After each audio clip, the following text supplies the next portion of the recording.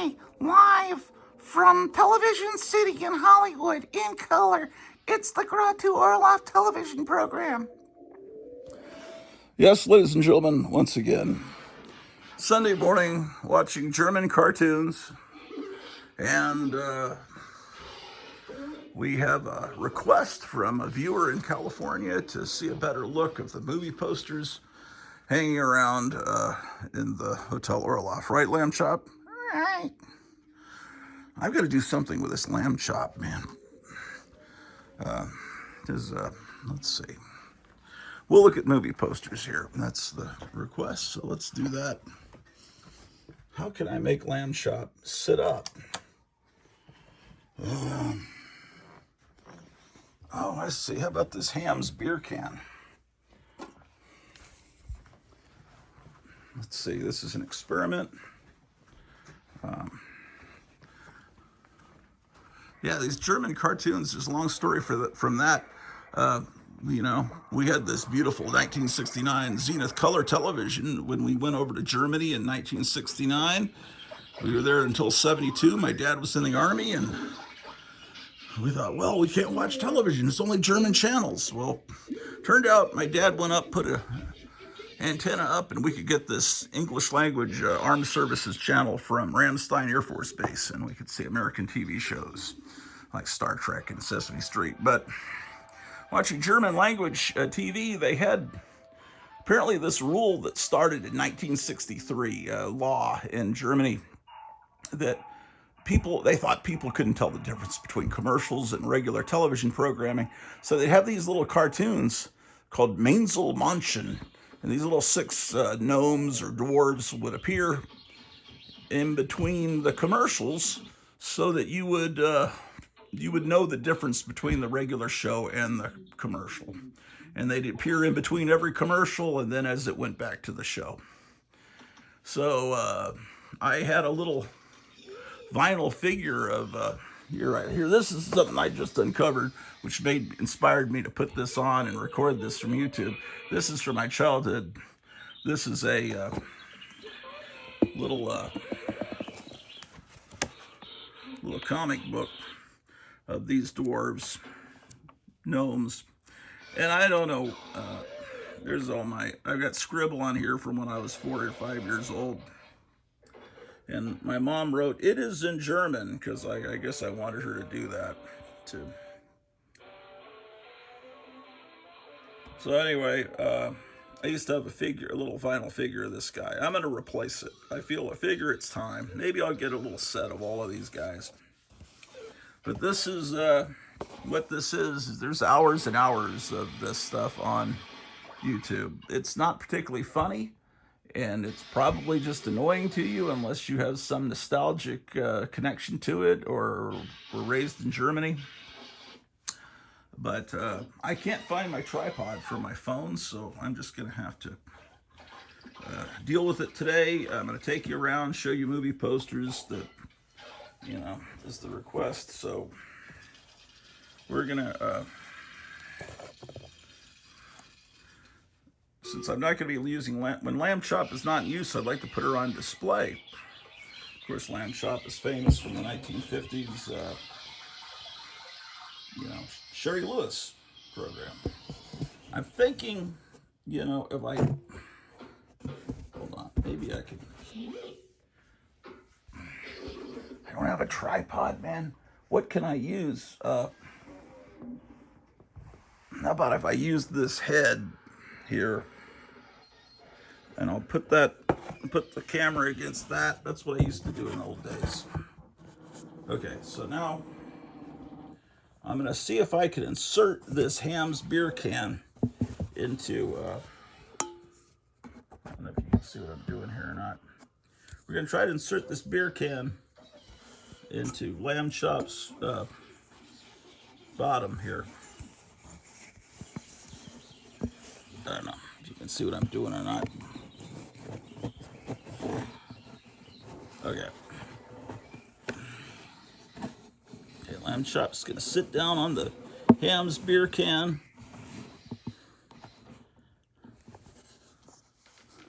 Okay. And now See, there's a beer can. How many people are inserting a Ham's beer can into a lamb chop puppet at this moment? I don't know. Is it possible that's the first time it's ever been done on YouTube? I don't know. So now we can display lamb chop instead of having her just lay there like a rag doll. Why, here comes Alan the cat. Hey, Alan, how are you doing, man? You're famous now. You're a YouTube influencer. Okay. Where would be a good place for lamb chop? Man, we've run out of room here. How about in here in the library?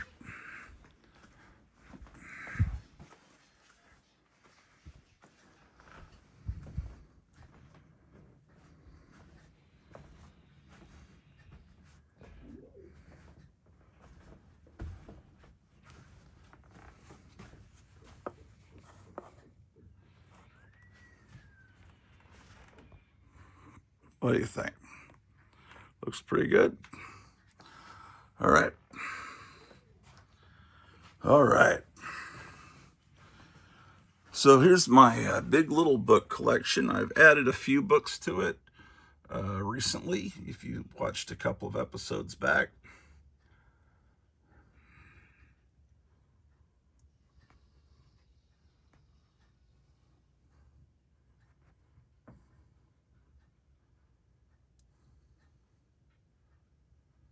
Big little books, something that very few people collect anymore.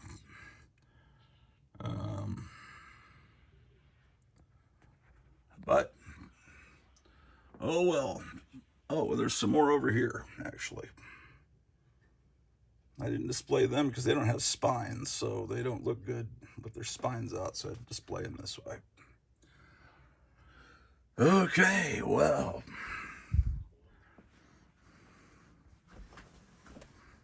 Here's a poster from the 40s. My father is right there. My father as a civilian, as a teenager, who's dressed actually, I guess, kind of cool.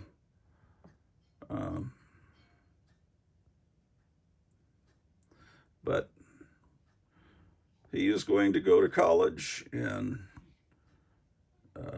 be drafted the day he got out. Like the next day after he graduated college, he would be drafted into the Army and go into the Korean War. And then wind up retiring a full colonel from the Army. This would have been in Philadelphia. My girl looks a pretty young girl. It's the campus. Oh, it's a campus quiz. Sherwood versus King Sessing. Monday, June 9th, 9 p.m. Local theater station, WFIL. Come and bring friends support. Is it possible my father was on the radio doing a quiz show? I guess I'll never know. But I have this photograph that I had framed. And here's fantastic Lincoln Kennedy facts. Both of our presidents, Lincoln and Kennedy, were concerned with the issue of civil rights. Lincoln was elected in 1860. Kennedy was elected in 1960. Both were slain on a Friday in the presence of their wives. Their successors, both named Johnson, were Southerners. You've seen this before, right? Someone even recorded a song about the similarities between the two assassinations. Well, here's my father later. And there's his dad, who was a professional baseball player for the Yankees, the Cubs, the Phillies, and also some minor league teams.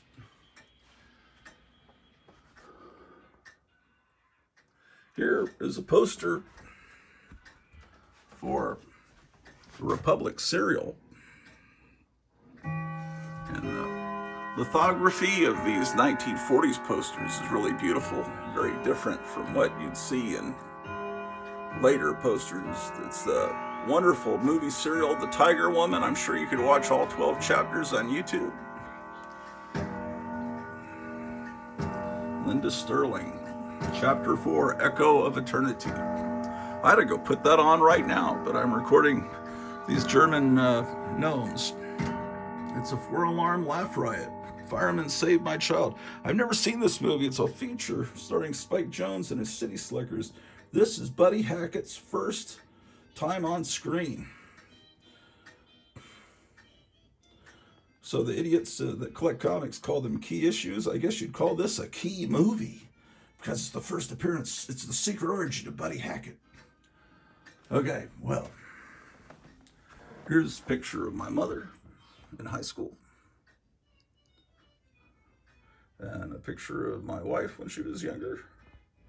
Another picture of my wife. I'm sorry, of my mom. What the hell am I saying? Another picture of my mom. And Vargas Witch. And here's the Tiger Woman again. It's almost like she's a relative. Of course, Herman Munster. Here's my wife posing back when I first met her with this spinner rack I have in the other room. Oh, here's my dad. Bachelor of Science Management. There's his address in Philadelphia, Pennsylvania. He was in the baseball team, the track team, and the Knights of Setonia. The Knights of Setonia, man. Wonder what kind of evil secret organization that was. Here's Betty Page as a devil girl. But this picture's one of my prized possessions. It was just at an antique store. And it was for sale for, I don't know, $30. It was less than $40. And it's nobody famous. These aren't movie stars. These are just two girls. It says their names on the back. Someone wrote their names and their ages. They're both teenagers. This is, probably around, it has the year, I don't know. It's like early 1900s, very early, turn of the century. And, I guess about this time, people started smiling in photographs. People have always smiled. Some kids think that the world used to be in black and white. But people used to smile. People have always smiled. It's just when photography was first invented, people thought that smiling made you look like an idiot in the picture, so you were supposed to be very serious. But at this point, this picture is just so lovely, and I don't know how the family that had owned it was just getting rid of it. It was for sale in a weird kind of antique store. I'll tell you about that in a minute. This is. Look at this, man. It's a poster for one of those Mexican wrestling movies. El Santo. Contra Cerebro del Mal. I guess that means the bad brain, the evil brain. Now, Miriam Lena, who was the original drummer for the Cramps and who ran with her husband Norton Records and got Hazel Adkins, rediscovered him, recorded him, and all these great things. She was collecting a lot. She collected a lot of things. Well, I'm talking past tense. She still does, but she collects wrestling posters. And I was talking to her on the phone. She put out a whole catalog of ones she was selling. She said this one, the Cerebro del Mal, is the best of all of them, in her opinion. And I said, yeah, I've got that. So anyway, El Santo. The Sheik of Araby, Eddie Cantor. So we'll try to go around the house and show all the posters. I've got some posters that are in the master bedroom. I can't show you right now. I'd have to show you later because my wife's asleep in there. I'm not going to go in there and wake her up. This looks like a Dracula poster, and it would have been a Dracula poster except for World War II happening. So they made Dracula an evil German. Hitler's madman. John Carradine. Let's see, the composition of the poster, it looks like Dracula with his wives. It's a really spectacular poster. And of course, here's some stills from The Mummy.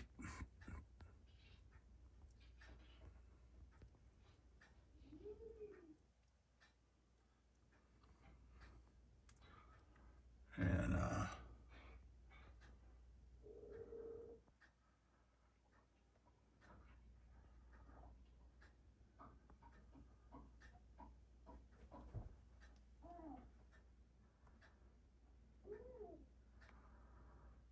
Vampirella Fan Club.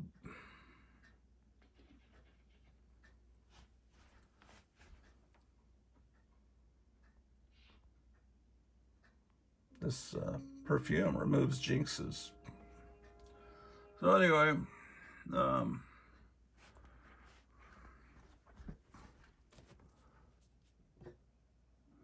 this is where all the fine literature is.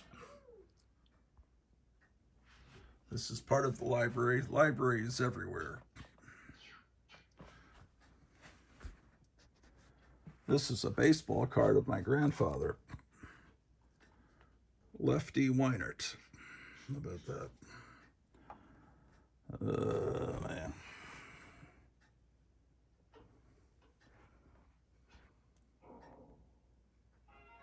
This train I've had since I was 3 years old.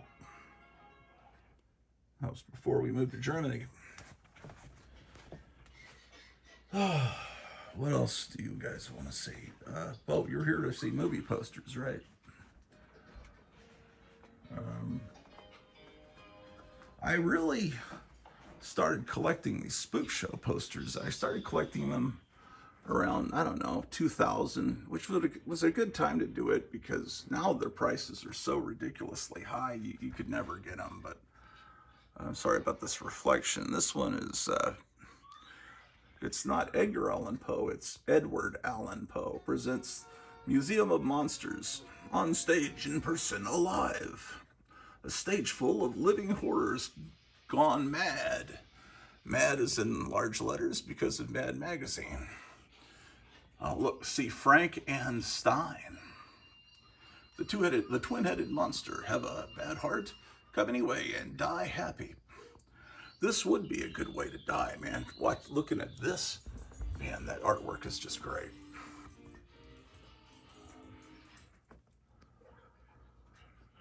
They give you free shrunken heads to the 12 bravest men, and all the girls get free Black Widow spiders.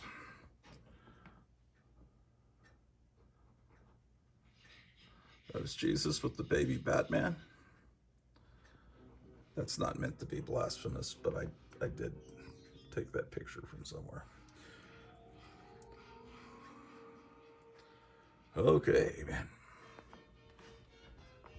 But my first love has always been monsters. The Three Stooges, Dennis the Menace, Mad Magazine.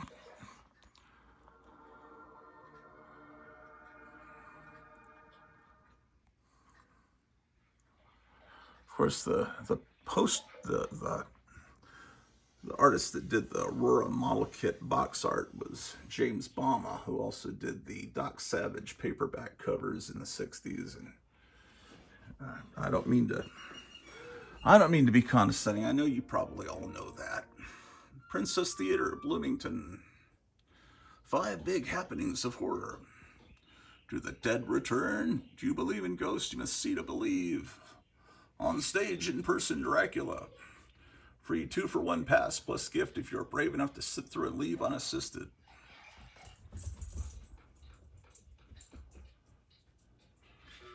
This one's obviously from the 60s because Freak Out and Happenings, you can kind of date them by the terms they use, right? Right, Drew the dog saying right.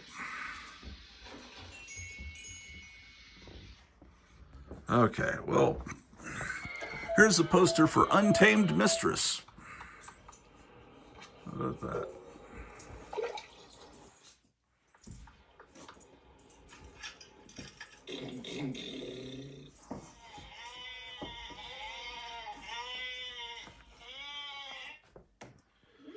Okay.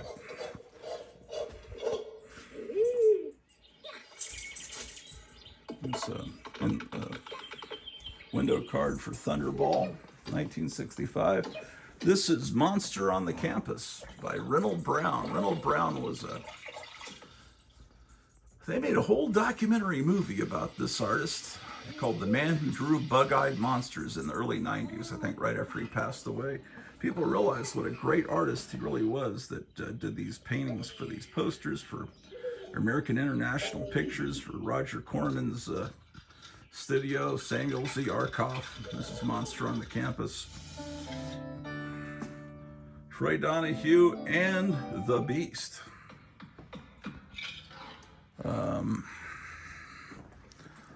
This is also by Reynold Brown. My friend Tom Ranoni, who I met him in 1984 in college, and he went off to Hollywood and worked in Hollywood special effects. Well, he bought a bunch of these paintings. He had the original paintings that were for sale, and he sold a lot of them. But when he passed away a few years back, he still had this Monster on the Campus original painting, and he had the poster for the original painting of Tarantula. But anyway, this is not Reynold Brown, but it's a beautiful insert. Okay.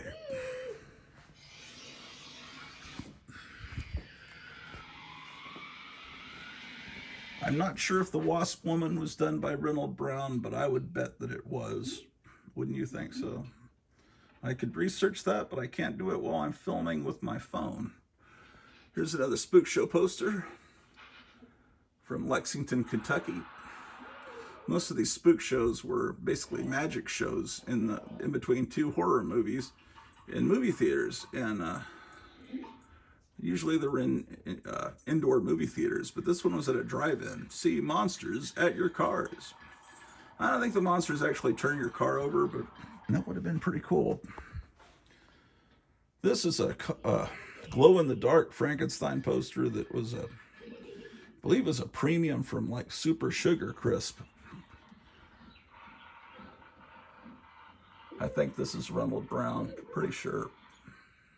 I think they pretty much all were, you know, like this is Reynold Brown here, Queen of Outer Space with Zsa Zsa Gabor. Poster for Cool and the Crazy. This is a spectacular poster. Tobor the Great, Republic Pictures. Of course, Tobor is robot backwards. I guess you figured that out.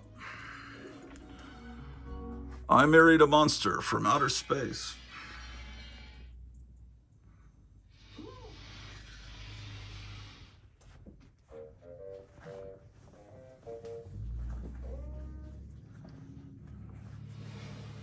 Hey man, dig this crazy show for a real gone thriller. And see that crazy mixed up Dr. Jekyll and his weird show. As Snow White would say, weird, weird. This is Teenagers from Outer Space. Thrill-crazed space kids blasting the flesh off humans. Here's how they do it, man. Before a beautiful girl, one moment later a skeleton. They reprinted this ad art in the Monster Times when I was a kid. I just couldn't believe how amazing that was. Right out of the Mars Attacks cards. This is a reissue of King Kong. Obviously that's not a 1933 original, but I think early 50s. When they re-released King Kong in the early 50s, that's when Harvey Kurtzman did the parody of King Kong in the Mad EC comic. Sissies stay home. They never say that anymore. Now they say, sissies, come out and protest against Elon Musk. Brandon's, not that Brandon. Brandon's Tomb of Terror. On stage with Hollywood's favorite vampire. Frankenstein's there. This was all part of a craze in the late 50s, early 60s, a monster craze that went on all the way through the 70s. Monsters were really big because of shock theater on television. With when all the monster movies got to be released. Black Saturday, April 3rd. Yeah, this is a smaller poster for that. Except here, it was called Dr. Jekyll and His Weird Show, but now it's Dr. Evil and His Horrors in the Night. How about that?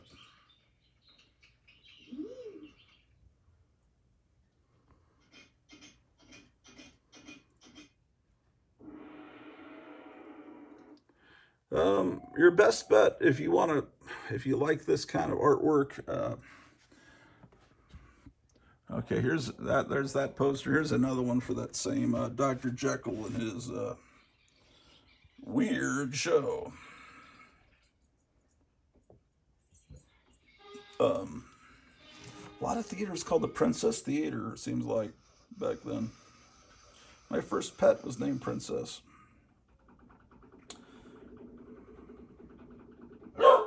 Look at that.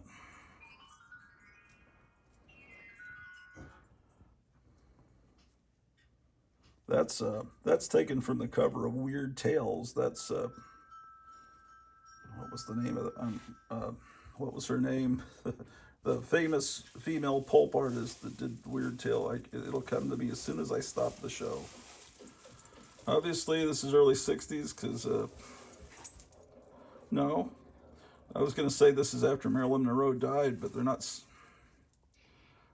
No, I think this is when Marilyn Monroe was still alive. See dead painter Van Gogh materialize the ethereal form of and the posing apparition of Marilyn Monroe. They wouldn't have done that after she passed away. They did that with James Dean, though. When James Dean passed away, they promised you could see James Dean's ghost at these spook shows. Boy. Another great poster, The Astounding She-Monster. Also Reynold Brown. Hey, you see how these this James Bama art on the Aurora model kit boxes was all part of that great craze. The 60s. This one was painted to look just like the box, not by me. Some of these I painted, like I painted this guy and I painted that guy, but this is the one that Herman Munster thought was his son in that great episode of The Munsters.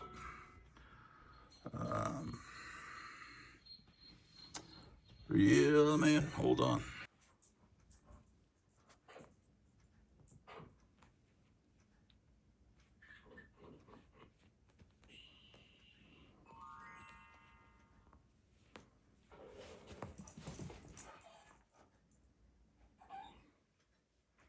The cat found some Christmas tinsel.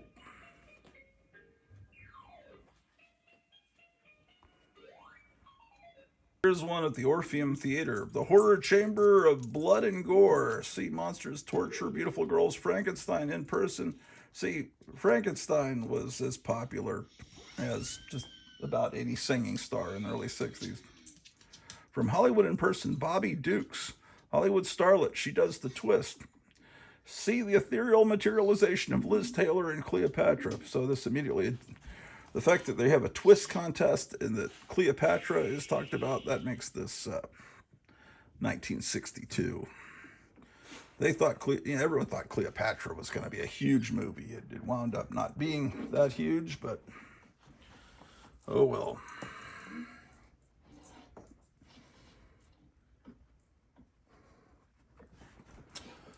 Are there posters in here? I think there are a few.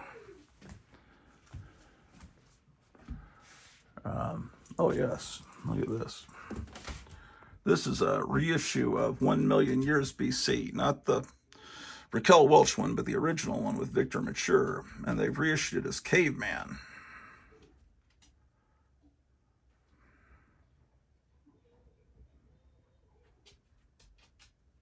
"70-ton monsters in Mortal Kombat." Look at that, man.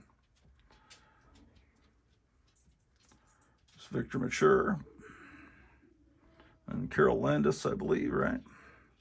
First double showing, and it's paired with Blonde Savage. Coils of Death, Native Treachery, Savage Wooing.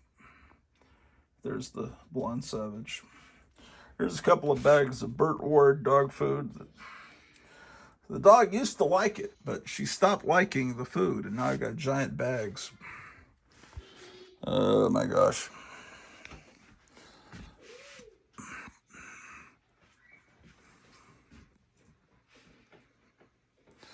Here's Mamie Van Doren. I always liked Mamie Van Doren. She was the, there was Mamie Van Doren, and there was Jane Mansfield, and then, I'm sorry, there was Marilyn Monroe and Jane Mansfield, and Mamie Van Doren was kind of like, you know, the second tier Marilyn Monroe, but I always liked her. She was in cool movies. She's still around. She's got a lot of TDS, so unfortunately, but yeah, she did not like Donald Trump.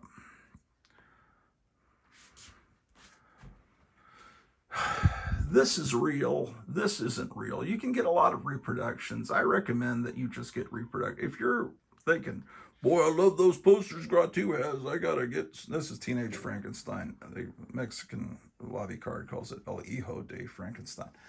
I wouldn't advise you trying to do that. Get these things. Go to Retro A Go Go. They make reproductions. eBay's filled with reproductions of these things. You frame it, it'll look cool. I'm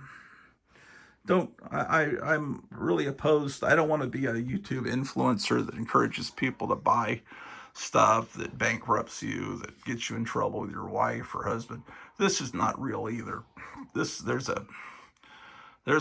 actually a reproduction of a billboard. Can you imagine driving down the highway and seeing that? What a great time. It would have been great to be alive then. But it's this is also Reynold Brown art. Look at that, man. If someone would just make a new Creature from the Black Lagoon movie and make it look like this with these colors and look just like that, don't try to redesign the suit for modern sensibilities. Just set it in the 50s and make it look like this with the whole town running screw. Oh, that would be so great. Imagine a billboard. Anyway, major movie poster collector. I don't know. He has some. Oh man, someone knocked this box down. Who's messing with stuff? Oh man, the Mars Attacks box got knocked down by cats. Oh boy, I better turn off the camera. Okay, well it's not a real Mars Attacks box. It's a reproduction, and those are fake sticker packages in there too. Same thing with this Addams Family and this Monsters one. This is a real box of Fantastic Odd Rods I've saved since I was a kid. You know, at the 7-Eleven, I'd say, well, if I buy the rest of these in the box, can I keep the box? And they'd say, sure, you know. Saves them a trip to the dumpster. And the same thing happened with this Planet of the Apes box. I bought all of these things, and they let me keep the box. I was so into Planet of the Apes, it was unbelievable. But wasn't every normal kid in 1974 into Planet of the Apes? One of my greatest obsessions as a kid was Cracked in Mad Magazine. And there's a lobby card for the brain that wouldn't die. And this is from a spook show. This picture of the Wolfman, it says at the bottom, alive in person with Brandon's Tomb of Terror. And these up here are reproductions, the Laboratory of Horror. So this is what you might see on stage, stuff like this. Be like some mad scientist doing tricks, and well, would you really see that? I don't know if you'd really see a skeleton strangling someone. Here's a poster for She Demons. Irish McCalla, who was Sheena, Queen of the Jungle on television, was in that movie. Frankenstein Meets the Space Monster. That's a great movie. Fantastic. Oh boy, Frank Frazetta. Oh man, what else? Uh,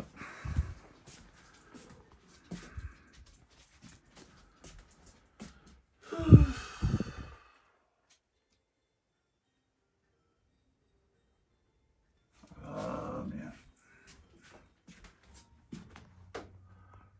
this is an exploitation poster.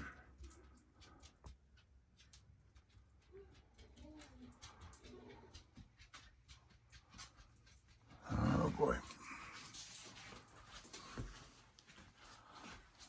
It's a painting I did of the.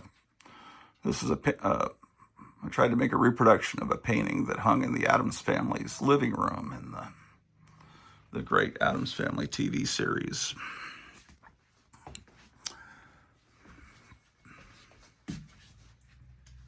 That may be all the posters. No, there's more over here.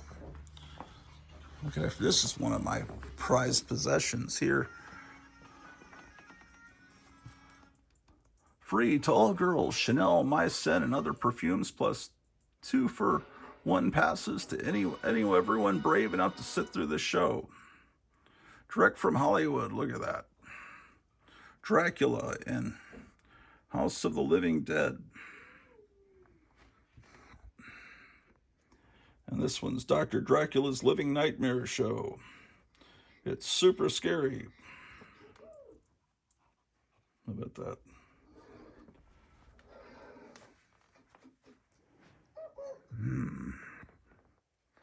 Well, we'll have to go upstairs to look at more, won't we?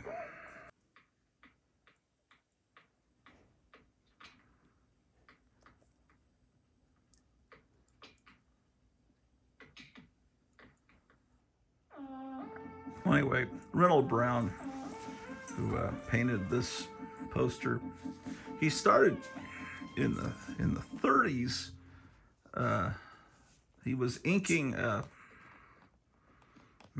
what was Tailspin Tommy, which was a comic strip in the newspapers, and he felt like he was being treated kind of badly. Then he was in the war. He was an artist. He painted. He did illustrations of airplanes for the military, and after the war, yes, he started painting posters for monster movies in the 50s and 60s. So, what you're seeing there. What you doing, Drew? This is Drusilla the dog.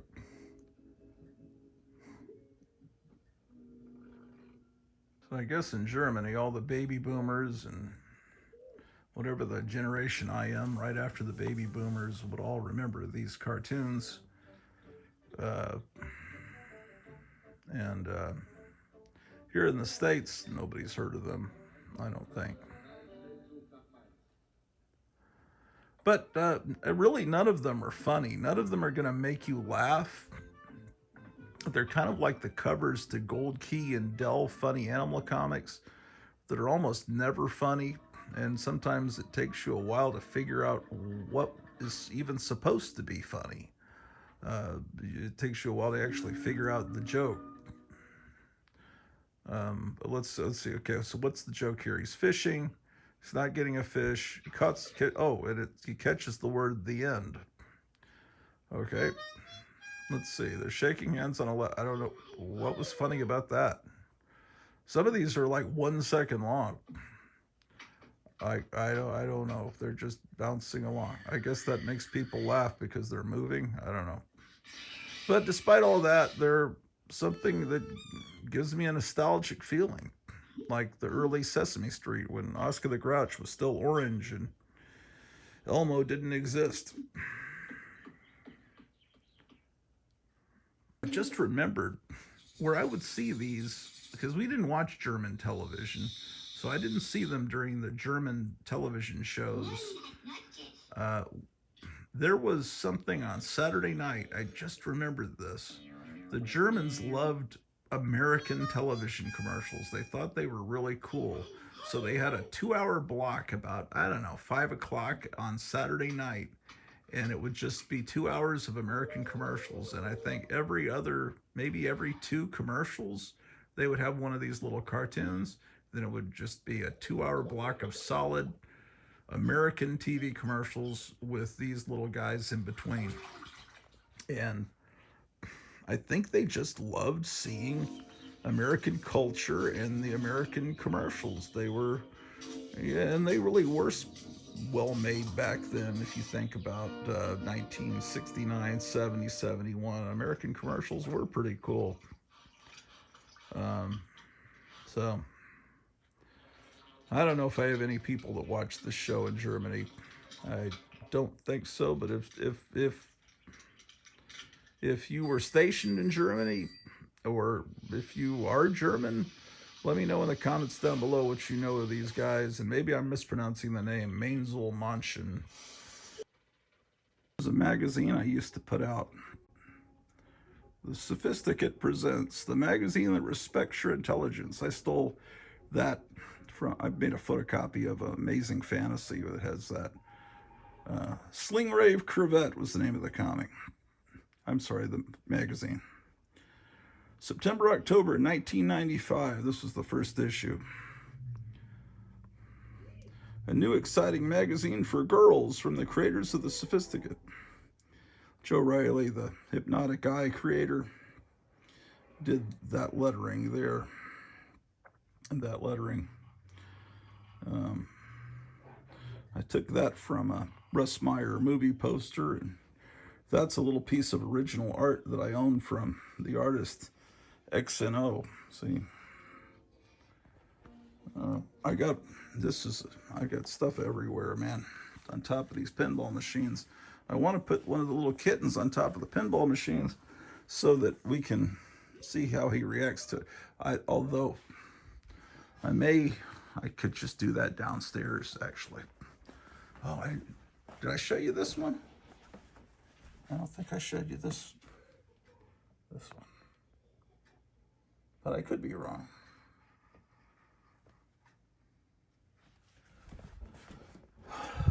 Okay. This is a shirt I wore in 3rd grade, man, when I was completely obsessed with wacky packages. Of course, I still am obsessed with wacky packages.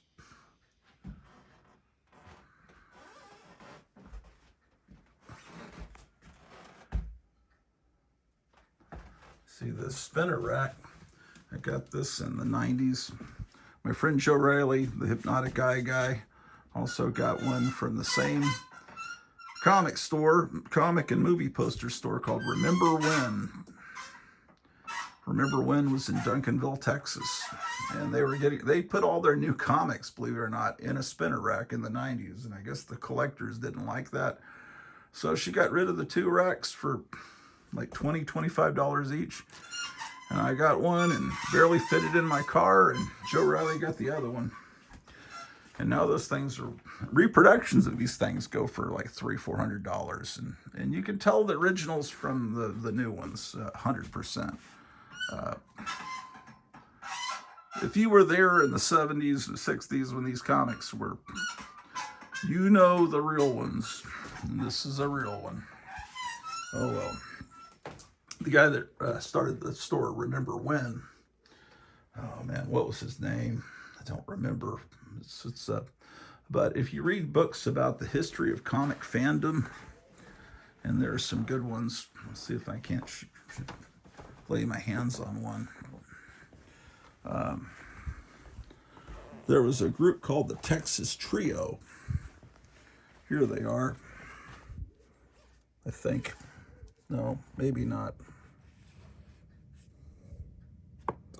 Oh boy, I don't know. I'll find them. But anyway, Buddy Saunders, the Lone Star Comics founder, who now still runs mycomicshop.com, although he may have passed that down to his son or wife.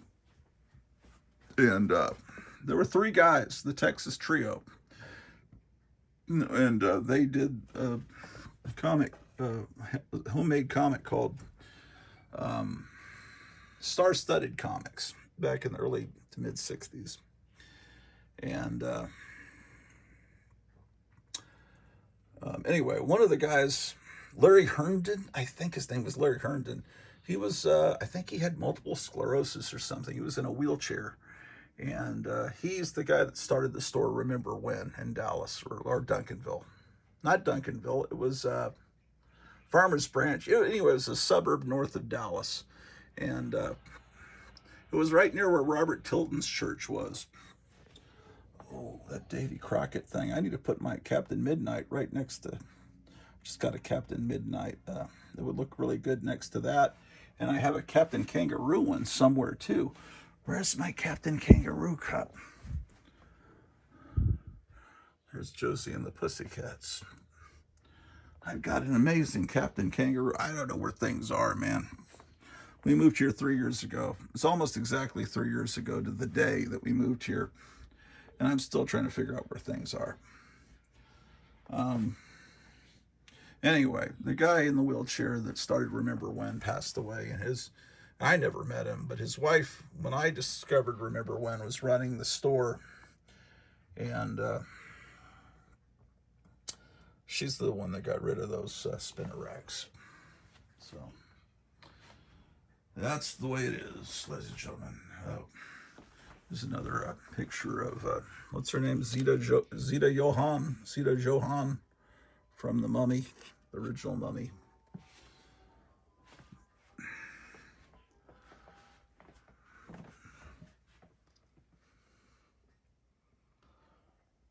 Yeah,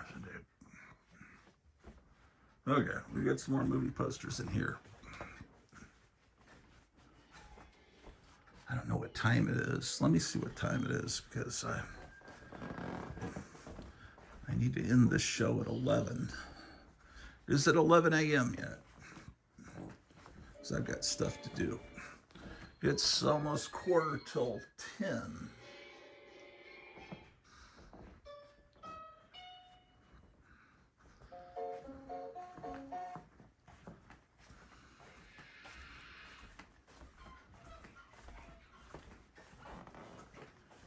Okay, there's more posters in here. I forgot about these. There's not much lighting in here. Where's my flashlight? I try to always keep my flashlight over here, so if there's ever a blackout, I'll know where it is, and whether I actually put it back in the proper place is the question. Oh, look, I did.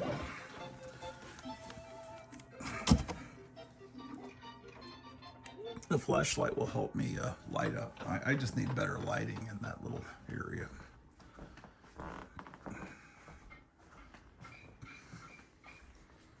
If I can corner Ambrose the cat, I'm going to put him on top of a pinball machine here in a minute. I got to find him. He might have gone upstairs. Okay. Well, here, these are from the original negatives from Bunny Yeager. These Betty Page Jungle Girl pictures. That's something I've had since childhood.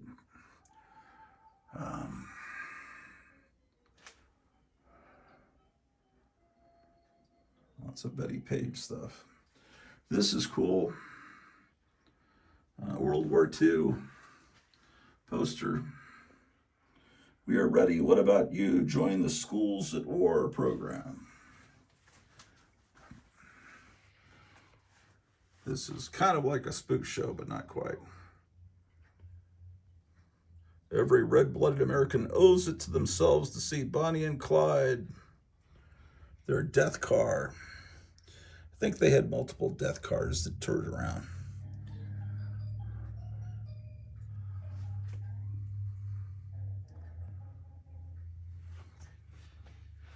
Okay. Oh.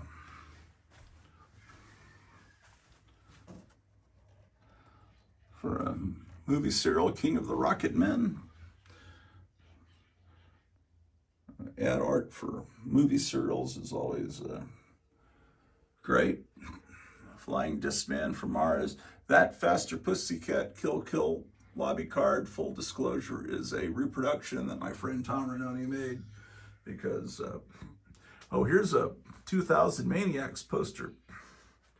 An entire town bathed in pulsing human blood. Madmen crazed for carnage. Of course, this is a Herschel Gordon Lewis movie where a whole town that was slaughtered during the Civil War comes back to life every so many years to take out some Yankees. Gruesomely stand. It's autographed to me, to Kenneth, a really good screenwriter, Herschel Gordon Lewis.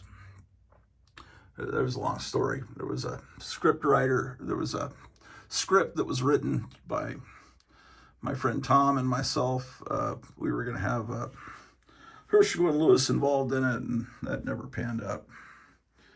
But Goliath and the Dragon, The Violators, Fire Maidens from Outer Space, and this is the second Godzilla movie.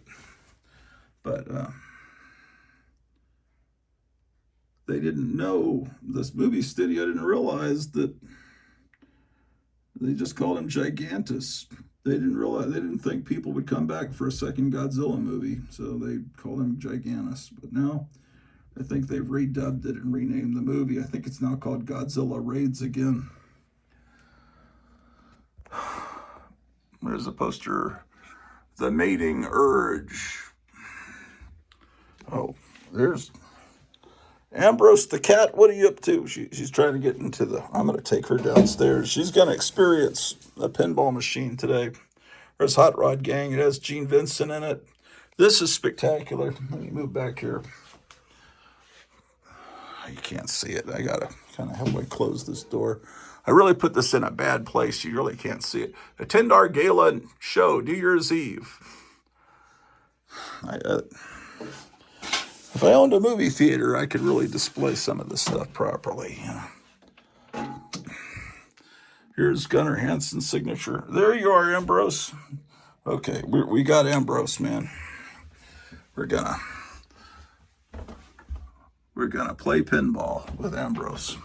There's their signatures. You got Eddie Haskell's signature. You got Shirley Eaton and Sean Connery, all people that have visited here in the pinball parlor. Here's one autographed to me from Blaze Starr. This is Celeste Yarnell. You know her from Star Trek. She was also Miss Rheingold in 1964. Another Carolyn Jones signature. Raquel Welch. Yeah, all the great people. Ambrose, come back. Ambrose. Come on, man. We got you. Ouch. You're coming downstairs with us. How dare you? Okay. Come on, man. This is gonna be good. And we'll get Callie on top too. They've never experienced this joy yet. The pinball machines upstairs have stuff all over them, but I forgot these ones down here are clear. All right. We need more light. Okay, I got you in the lights with Sean. It's way back here. Okay. So, what a mess. It's still a mess down here, but what can I say?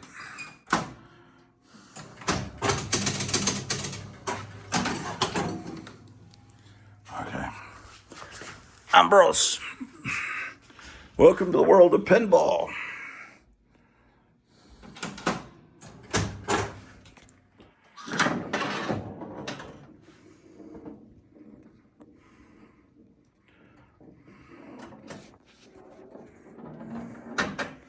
See, I can't hold the phone and play pinball at the same time.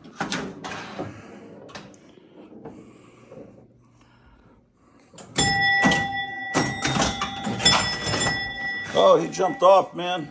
Don't get scared. It's fun. Oh, the hipsters are playing pinball, man. Don't be scared of it. He's scared. I don't think he likes it. It is kind of loud, isn't it? Oh my gosh.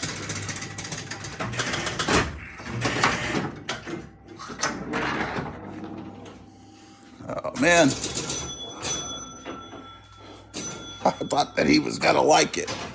Pete liked it. Pete was my cat that passed away. Man, big fail, man.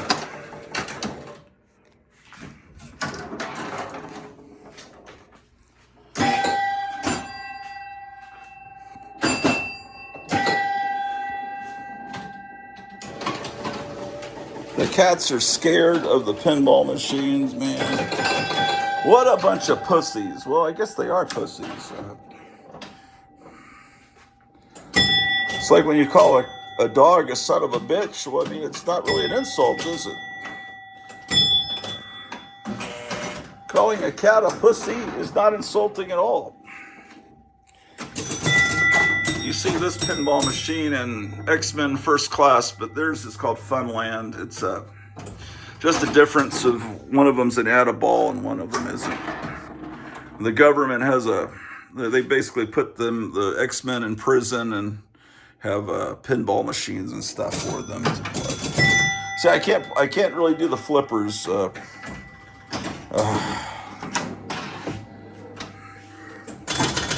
the type pinball machines that Peter Parker and Gwen Stacy and Mary Jane would have played at the Coffee Bean or whatever little place they hung out.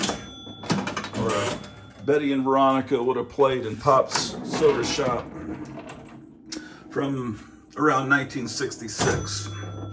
This one, I think, 67. A go-go. The time period that I like.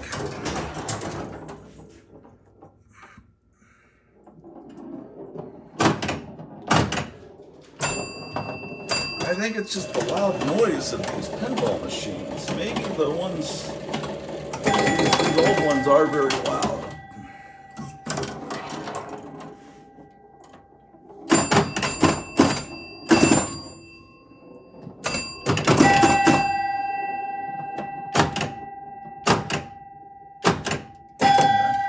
I only have my left hand. Sorry, I'm holding the camera.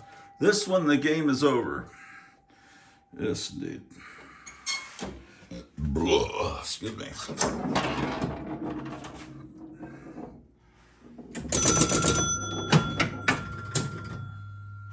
Yeah, that one's over. Yeah, the cats have vamoosed, man. They are scared of these things. I'm not going to put the dog on top. I got so much stuff I got to clean up down here, man. It's just a disgrace.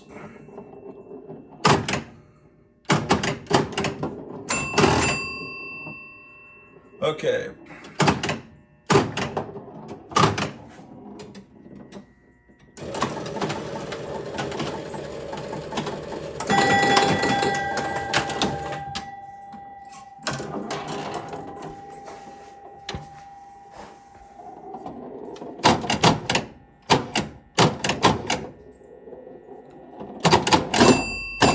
I'm holding up the phone with my fat belly since I can't find the darn tripod.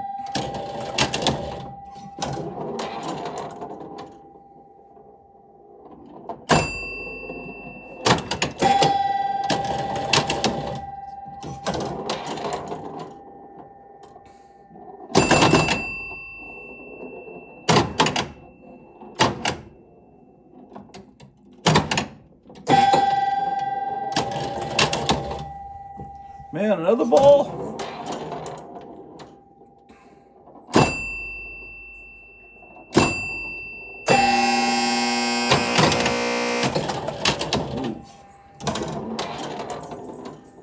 I'm glad my wife is on the third floor. It's not here yet. I'm down in the basement, so this should not be waking her up. But if it does wake her up, I'm in trouble. You want to go for a walk? Dogs may want to go for a walk, man. You want to go for a walk? I got to finish the game. Once you start a game, you don't really want to. Man, the balls just keep coming. You want to end the game before you turn it off. It's just. Oh, actually, the game is over. It's over. All right. I could try the white cat, Callie. Callie's kind of running in fear. Might as well forget about that. Okay, while we're down here, here's Bunny Yeager's, one of her movie posters, and another Mamie Van Doren poster, Untamed Youth, and some toys and stuff. Oh,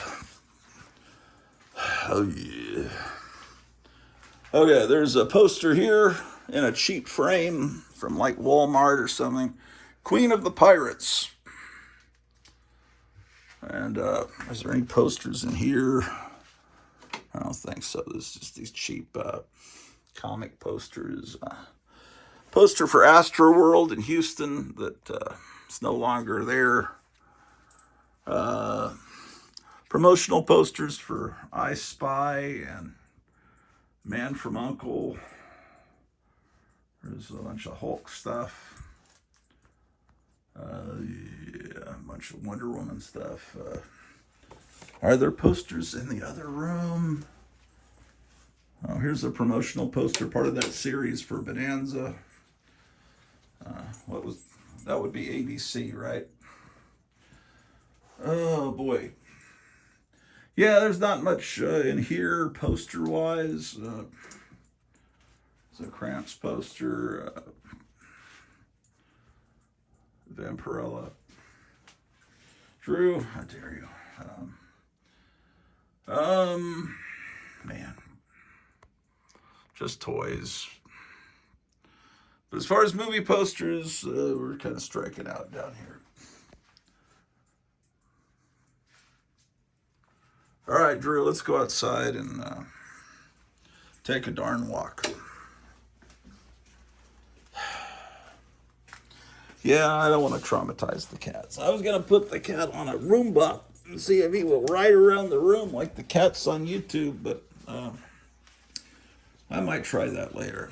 It's just the sounds of these old 1960s pinball machines. They're pretty loud, and it's just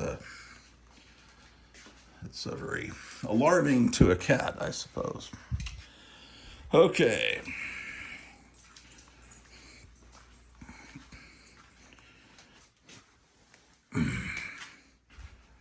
All right, Drew, I promised you we're going for a walk. So let's do that thing. Autograph of Irish McCullough, who played Sheena.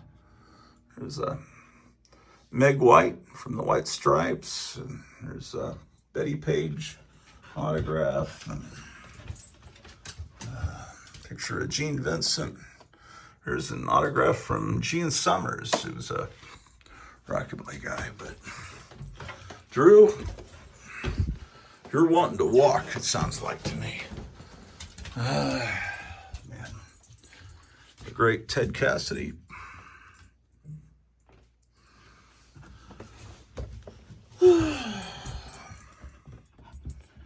All right. Well, I was hoping that I could get, well, they'll overcome their fear. They're just little kittens.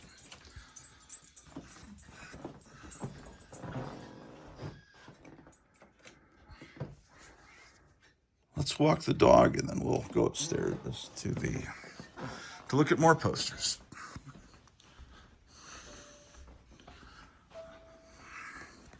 Let's see what these gnomes are up to.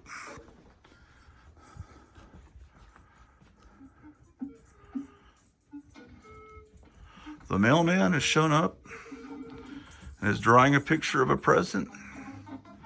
And let's see what happens. They open it, and it says something that no one can read. I found the tripod. Let's see if I can do this without ending the show. Man, I've got it on a tripod now. Okay, Drew, come here. We'll go on a walk. Come here. Let me just say.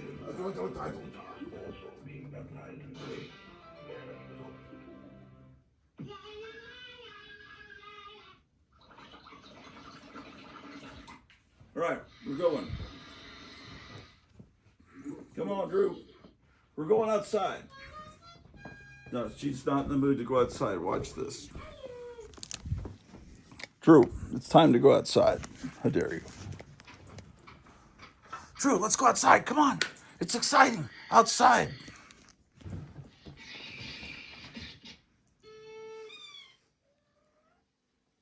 Come on, Drew. Let's go outside. Oh, man. Fail. These pets don't want to do anything normal.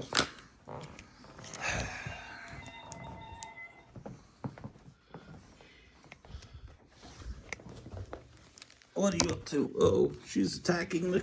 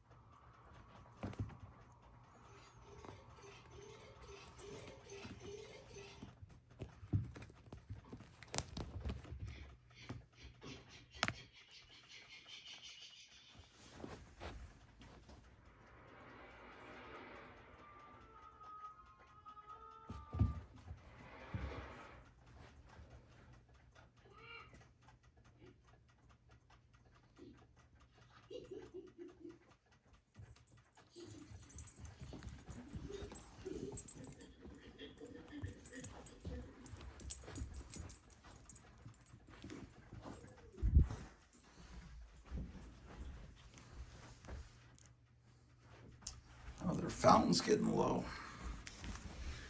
I gotta get some more water for them.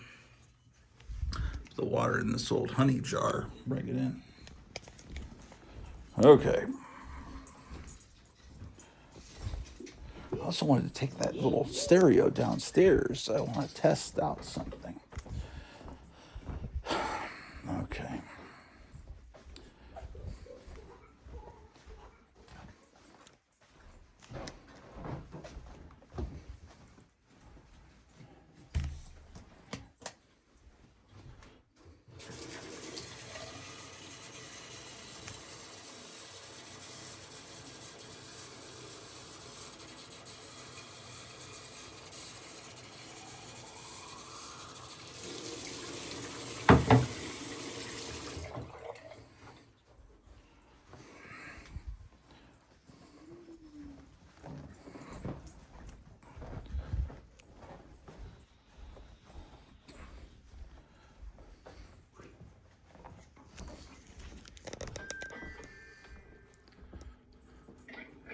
That's the guy I had a little vinyl figure of. That little guy with the red shirt and the blue gnome cap.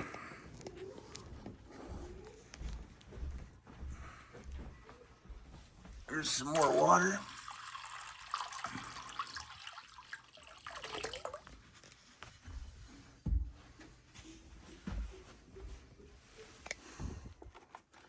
This, hold on, I'm gonna pause this damn thing.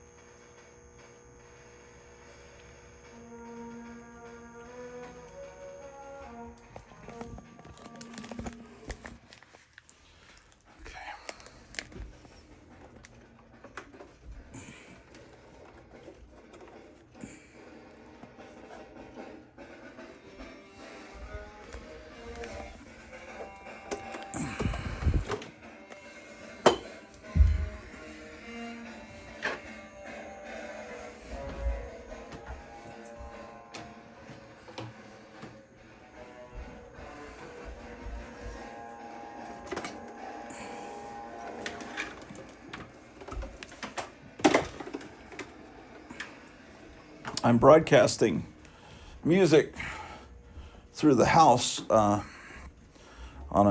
it's called the Whole House FM transmitter. It's actually soundtrack music from the first season of Wonder Woman. And I want to see how well the broadcast signal picks up in the basement. So I'm taking this old 1960s stereo downstairs, and we'll see, because it would be good to have music playing down in the pinball parlor. So that's what I'm up to right now. If I'm even recording, I don't even know if I pressed the right button or not. So I may be talking to nobody.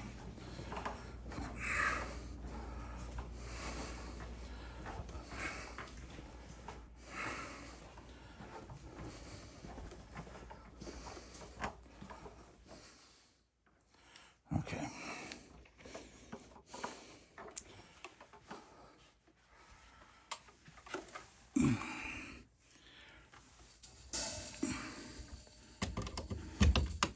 Let's see, am I recording? Yeah, I am recording. How about that?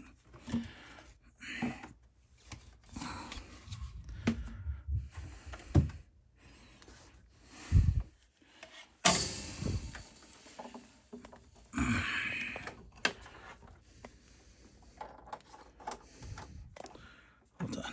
I can't see anything.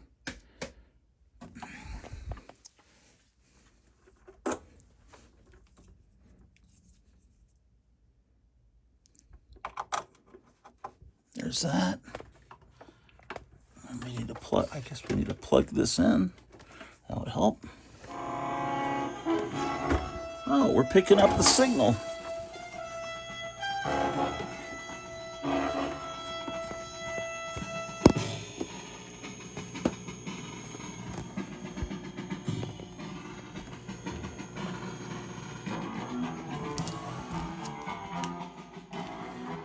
How about that?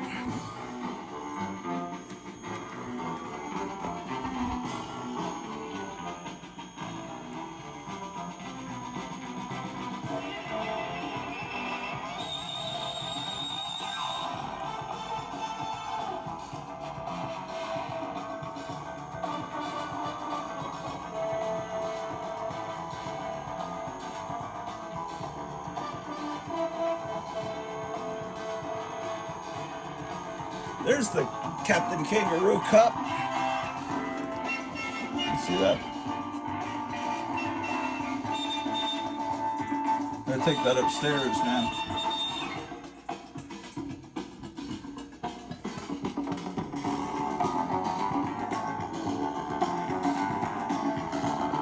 See if I need to tune that in a little bit better.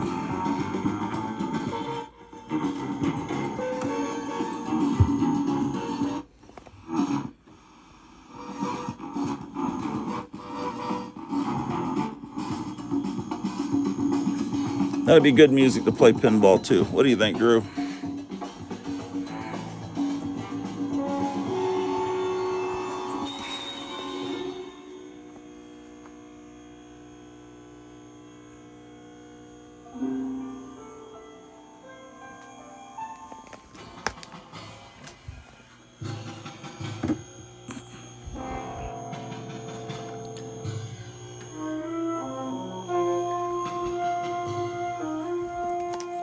My goodness.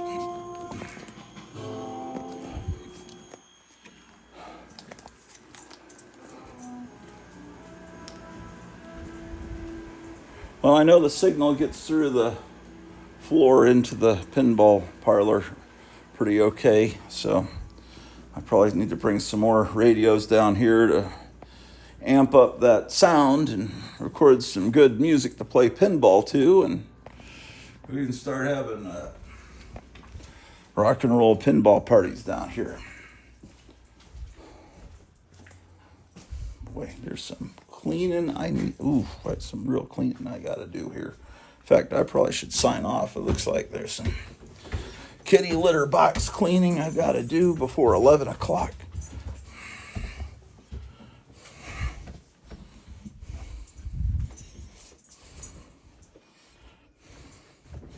I think I'm gonna line up these little Ovaltine sippy cup kind of things.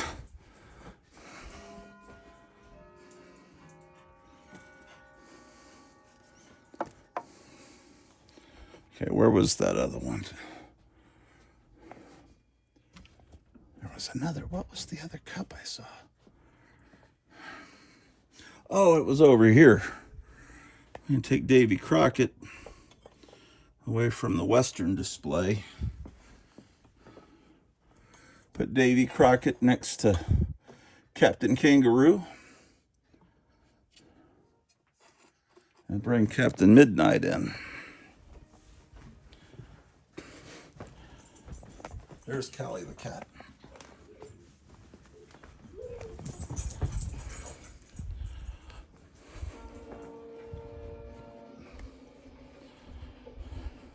Starting to get hot in here, man. And the Captain Midnight cup that says, Hot Ovaltine, the heart of a hearty breakfast. Put all these cups together. So when you put a whole bunch of the same thing together, it starts to look less like you're a hoarder and more like you're a museum curator. Okay. And look, it's even blue, red, blue, red. That's amazing. I think maybe I'll move this, but we'll probably put the two reds together. See there, that works even better. How about that, man, ladies and gentlemen? Do you see that? Is that astonishing or what? Representing several two generations of TV children watching, children's television watching. Well,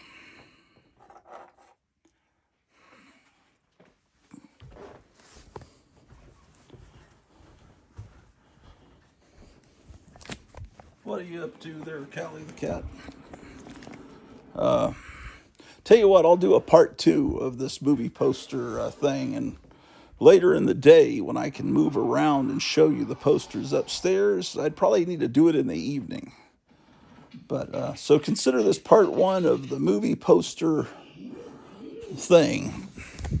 By the way, Hedy Lamarr here.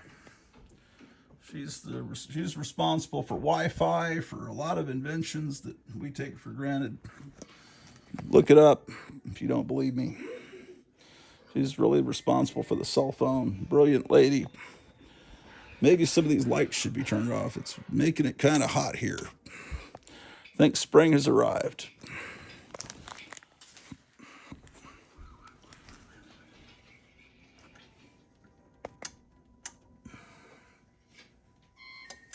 This is another little character over in Germany that nobody in the United States knows about. He's a fox.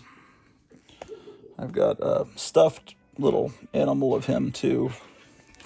Those are precious little relics from when I was real little when we lived in Germany. There were a lot of comic books about him. It was like Foxo and Feely or something like that. I don't remember. By the way, if you look on Wikipedia, they'll tell you Reynold Brown did some comic book work. That's not true. He just inked for a comic strip in the newspaper. Normies don't know the difference between comic strips and comic books. So, well, I guess it's time for my boot heels to be wandering. See you later.